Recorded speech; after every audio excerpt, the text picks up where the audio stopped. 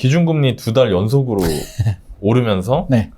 집을 살려고 했던 사람들은 아 이거 아닌가? 이렇게 되면서 관망세가 짙어지고 맞아요. 또 직전에 집을 조금 무리해서 사셨던 분들은 또 엄청 걱정하시더라고요.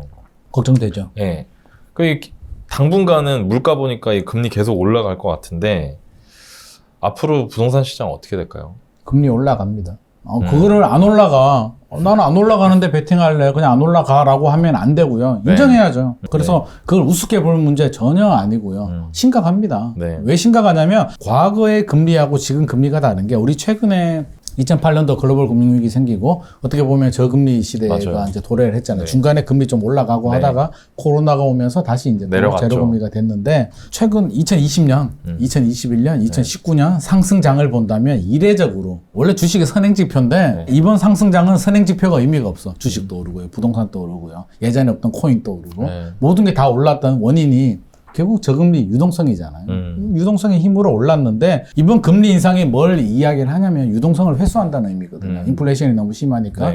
미국이 이제 금리뿐만 아니라 돈을 회수하기 시작하잖아요. 뭐 그러다 보면 자 유동성이 없어진다. 저금리가 정상금리가 되고 우리 그건 알고 있어야 돼요. 저금리가 비정상입니다. 우리가 저금리에 너무 취해가지고 금리 올라가는 게 굉장히 두려워하는데 생각을 해보세요. 저금리가 정상일까? 그 정책을 함에 있어서 금리는 항상 어느 정도 수준을 맞춰줘야 부양이 필요하면 금리를 좀 내렸다가 인플레이션이 되면 금리를 올렸거나 이렇게 조절을 하는데 중앙은행 입장에서는 최근에 뭐 코로나도 있고요. 여러 가지 이유 때문에 저금리가 갔는데 언젠가는 올려야 돼요. 이제 올 때가 왔어요. 그래서 인정해야 되는데 문제는 속도하고 이제 폭이죠. 근데 제 예상보다도 살짝 더 빠르네요. 저는 올해 말에 한 2% 정도 가고요. 내년 말에 한 3% 정도로 예상을 했거든요. 기준금리 베이스로. 그렇죠. 기준금리가. 근데 제 생각을 조금 초과해서 2번 연속 올려서 1.75가 됐는데 맞아요. 한국은행이 물론 예고예요. 예고지만 뭐 2.5%까지 갈 수도 있다. 올해 말에. 뭐 그런 이야기를 하더라고요. 그래서 제 예상보다도 한 0.5 정도, 2차례 정도 더 올라갈 것 같고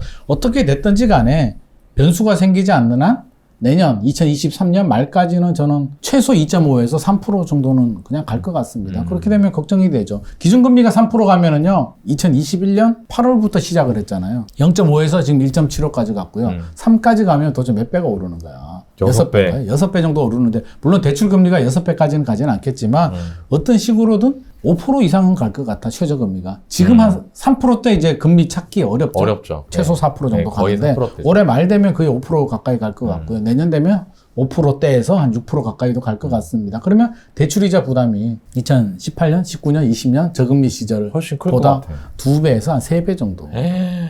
벌써 2배 갔잖아요. 그러니까. 근데 여기서 더 올라간다는 거 우리 인정을 해야 되고요. 자금 계획을 잘 세워야 돼요. 이거 우습게 볼 문제는 아니고요. 리스크 관리를 해야죠. 그렇죠. 리스크 없는 투자는 없고 우리가 리스크를 안고 내가 어떻게 컨트롤하면서 가느냐지 리스크 없는 투자를 하고 싶으면 안 하면 됩니다. 투자를 한다는 얘기는 주식이든 부동산이든 리스크를 안고 가는데 내가 그 리스크를 얼마나 안고 가고 나의 컨트롤 범위 내에 있느냐. 그래서 우리가 대출금리는 한 2, 3년 후에 한 5%? 6%까지는 가겠구나. 그럼 대출이자가 얼마 오르고 침체가 영원히 가진 않잖아요. 네. 최소 3년 정도, 저는 3년 정도 보고 있는데 만약에 3년 정도는 내가 대출이자 2배, 3배 내면서 버틸 수 있는 여력이 되느냐는 지금 부지런히 계산기를 두들겨 보면서 준비를 할 필요는 있을 것 같습니다. 집값은 어떻게 될까요? 이러면 집값 이거 많이 물어보는데요. 물론 장기적으로는 우상향이에요. 우리가 미래를 모르잖아요. 미래를 모르는데 조정기 한 번 온다. 왜? 장기적으로 우상향하죠. 인플레이션에 따른 화폐 가치 하락 생각해보면 돈가치 많이 떨어졌잖아요. 10년 전에 1억하고 지금 1억이 너무 달라요. 다르죠. 느낌이. 외식해보면은요, 10년 전이면 아웃백 같은 데 가서 4인 가족 외식해도 아마 카드 좀 쓰고 하면 10만 원 안 나오거나 뭐 그랬는데 요즘은 할인해도 10몇만 원이에요. 맞아요. 4인 가족 가면. 지난주에 갔었거든요. 어떻게 됐든 제가 그것만 보더라도 저는 그게 인플레이션이라고 보거든요. 화폐 가치가 떨어졌다라고 보거든요. 진짜 아웃백이 가격을 올렸느냐. 재료비도 오르고요. 맞아요. 인건비도 오르니까 올릴 수밖에 없는 거예요. 그래서 인정해야 되는데 그 얘기는 뭐냐면 지난번에 제가 설명을 드렸는데 자, 돈을 5만 원짜리를 한 10억 원 정도. 우리 다 그 정도 있잖아요. 그래서 집에 큰 거에 넣어둬요. 그랬으면 웃자고 하는 소리예요. 근데 까먹은 거야. 돈이 너무 많아가지고 10억 원을 까먹은 거야. 10년 후에 생각이 났어요. 맞아. 내가 근거에 10억 넣었지. 그러면 찾으면 현금 가치는, 명목 가치는 10억 원인데요. 돈 가치는 한 7억 4천 정도로 떨어져 있거든요. 너무 진짜 황망하겠다, 정말. 황망하지. 그쵸? 제가 실제로 그런 부분 봤다니까. 몇억 원을 보험 무슨 상품에 넣어두고 까먹어가지고 몇 년 후에 생각이 났다는 거야. 그런 분도 계시더라고요. 진짜. 아이고. 아, 이거 5년 전에 이 돈이면 서울에 아파트를 살 수 있었는데 왜 이런 생각 들지 않을까? 아, 기회비용을 생각할 수도 있는데 네. 그 정도 돈을 까먹을 정도면 뭐 그 돈이 중요하지 않다는 그렇네. 의미 아니고 우리 같으면 까먹을 리가 있나. 네. 매일매일 생각을 할 텐데. 그렇죠?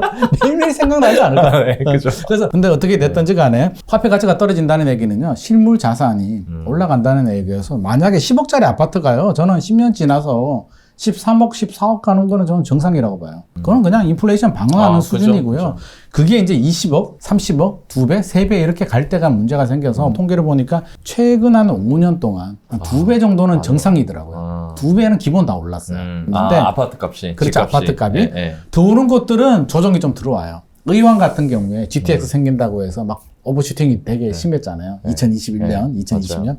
3배까지 올랐거든요. 네. 3배 오르니까 어김없이 조정이 되면서 2배 정도는 우리가 정상으로 봐야 되고 집값이 인플레이션 따져보면 실제로는 2배까지도 안 된다. 50에서 한 70% 정도 올랐다 정도 보면 될 것 같아요. 그래서 화폐 가치가 떨어지기 때문에 장기적으로 우상향을 하는데 단기적으로 보면 우리가 2017년부터 2021년까지 집값이 올랐는데 이렇게 올랐나요? 아니에요. 이렇게 계단식으로 올랐단 말이에요. 그래서 2019년도는 한 6개월 정도 오히려 떨어진 지역들도 네. 있고요. 상반기에. 2018년도도 뭐 파리 대책 나오고 맞아요. 뭐 몇 달 주춤하다가 네. 올랐고요. 떨어질 때도 마찬가지예요. 이렇게 안 떨어져요. 이렇게 떨어진단 말이에요. 좀 반등 또 하면 추격 매수 들어오고요. 그러다가 또 매수세가 안 붙으면 좀 떨어지고 이런 과정을 거치기 때문에 저는 단기적으로는 조정이 있을 수는 있다. 그리고 저는 예의주시해야 되는 게 저는 과거를 중요하게 생각하거든요. 과거는 미래를 보는 거울이라고 해요. 그렇습니다. 우리가 미래를 가볼 수는 없잖아요. 근데 네. 과거를 보면 저는 사람 심리는 똑같다라고 봐요. 10년 전에 나나 지금의 나나 비슷하고요. 모든 사람 심리가 똑같다면 과거의 조정기가 왔을 때 왜 왔을까? 앞으로도 또 올 수 있다는 건데 우리가 3번의 조정기가 있었어요. 네. 뭐 70년대 석유 파동 이런 건 98년도, 97년도 IMF 외환 위기하고요. 2008년도, 2009년도 글로벌 금융위기, 네. 2010년에서 2012년도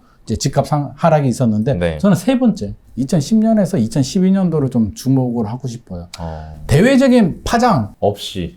대외적인 파장은 우리가 예측할 수 없는 문제고요. 네. 저는 좋아요. IMF나 글로벌 금융위기는 V자 반등했잖아요. 뚝 떨어지는 만큼 그쵸. 빨리 반등을 하기 네. 때문에 대외적인 요인에 의해서 뚝 떨어지면은 오히려 저가 매수 기회로 삼아야죠. 왜? 다시 또 반등을 하니까. 네. 그러면 뚝 떨어졌을 때는 10년 동안 최저 가격 정도 실거래가 확인해가지고 최저 가격 정도로 떨어지면 들어가면 돼요. 근데 무서운 거는 2010년에서 2012년도 하락기인데 대외적으로 충격파가 없었어요. 그래서 저도 그때 그 터널을 지나면서 굉장히 무서웠고요. 어이 뭐지? 왜 떨어지는 거야? 라는 생각이 들 정도로 떨어졌는데 개포주공 같은 경우에 2010년도 한 11억 정도 했거든요. 네. 13평이. 11억 하다가 2011년도에 8억 2천까지 떨어지더라고요. 1년 만에 한 20% 30% 떨어지니까 바닥이다라고 해서 제 아는 분들한테 투자하자. 투자 들어가야 된다라고 했는데 더 빠졌어. 5억 7천까지 빠지더라고요. 그때 당시 그 정도 빠진 거면은 10년 지금 전에. 생각해 보세요. 네, 30% 장난 아니거든요. 1년 만에 30%가 30% 빠지는 빠지면 건데. 30억짜리가 20억 간 거거든요. 아. 이거 어떻게 해야 돼?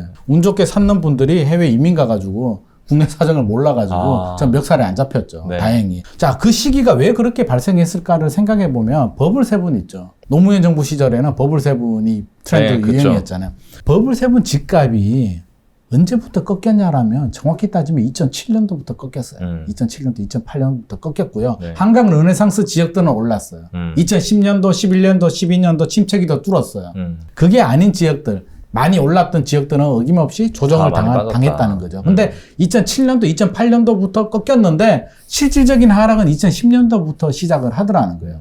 외곽부터 빠지더라고요. 송도, 동탄. 지금 또 약간 조정이 되고 있죠. 네, 그렇죠. 그때도 외곽 지역부터 빠지고 서울 집값은 늦게 빠졌는데 2010년도부터 빠지더라는 거죠. 그러면 자, 우리 지금 상황 좀 비슷하지 않나요?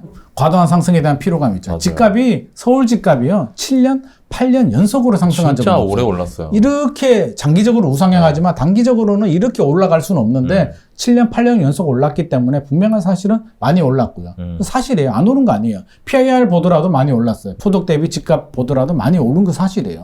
많이 올랐는데 그 좋은 이제 유동성이 이제 제거가 되고 있잖아요. 금리 올라가잖아요. 네. 대출이자 부담 늘어나잖아요. 그렇다면 우리가 영향을 받을 수밖에 없고 가장 중요한 게 공급이잖아요. 지금은 그나마 좀 괜찮아요. 근데 공급이 언제 늘어나냐면 서울이야 뭐 공급이 계속 부족한 지역이지만 네.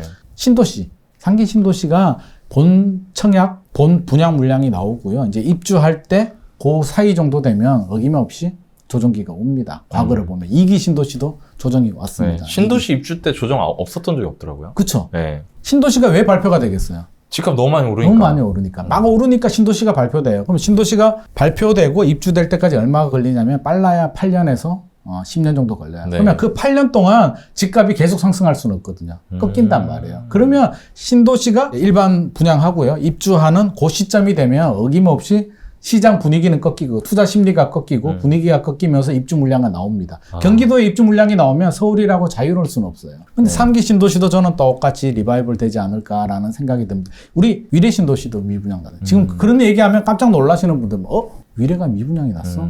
동탄 2신도시도 뭐 난리가 그렇죠. 났었고요. 네. 난리가 났는데 물론 그 후로 많이 오르긴 했죠. 그럼 3기 신도시가 이제 본청약이 하는 늦어도 2025년 정도 되겠죠? 그때 이후에는 여러 가지가 맞물리지 않을까. 그러면 저는 그때는 좀 우리가 각오를 할 필요가 있는 것 같아요. 그래서 위기 관리를 하고 쫄 필요는 없고요. 네. 준비를 잘하면 되잖아요. 네. 리스크 없는 투자는 없기 때문에 지금 시간 남아 있어요. 그래서 충분히 준비를 한 다음에 이 3년의 터널을 어떻게 지날까. 얼마 전에 뉴스 보니까 명언이 하나 있더라고요.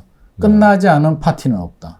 끝나지 않은 파티는 없다. 우리 유동성 파티는 이제 거의 끝나가고 있습니다. 다음 파티를 준비해야 되고요. 준비 기간 또 하나가 있잖아요. 제가 지원했는데 끝나지 않은 터널도 없습니다.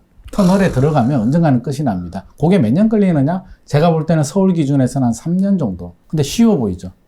장난 아니죠. 죽어요. 네, 진짜.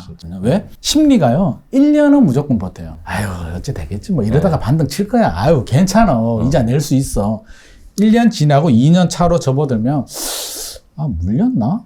내가 잘못 판단했나? 이제 자신감이 좀 떨어지고요. 불안감이 스물스물 올라와요. 그러면 이제 옆에 있던 투자 안 하신 친구들이 너 이제 큰일 났어 해. 걱정해 주는 척 하면서 약을 올려요. 너 집 팔았어? 너 언제 어떡할래? 막 이런 약 올린단 말이에요.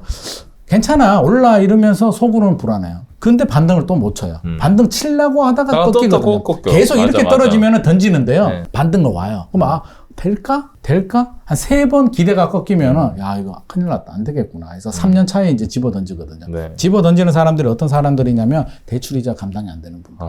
그런 분들이 2012년도에 좀 많이 던졌고요. 운 좋은 분들. 던지려고 던졌는데 집이 안 팔려. 그래서 그냥 나 전세로 돌릴래. 그래서 전세 레버리지가 뒷받침되는 집들은 버티더라는 거죠. 그렇죠. 그러면 아까 제가 개포주공 얘기했잖아요. 지금은 재건축 재개발이 너무나 좋은데 이렇게 침체기가 와버리면 어렵죠. 레버리지가 안 되는 전세가 거예요. 안 되니까. 개포주공이 아까 제가 11억 가던 물건이 전세가 9천이었거든요. 그러면 나머지 10억을 다 내 돈이잖아. 대출로 네. 태워야 되는데 자기 자본 10억으로 투자하는 사람이 어디 있어. 네. 그때는 대출이 나왔으니까 대출로 하는데 대출이자 감당이 안 되죠.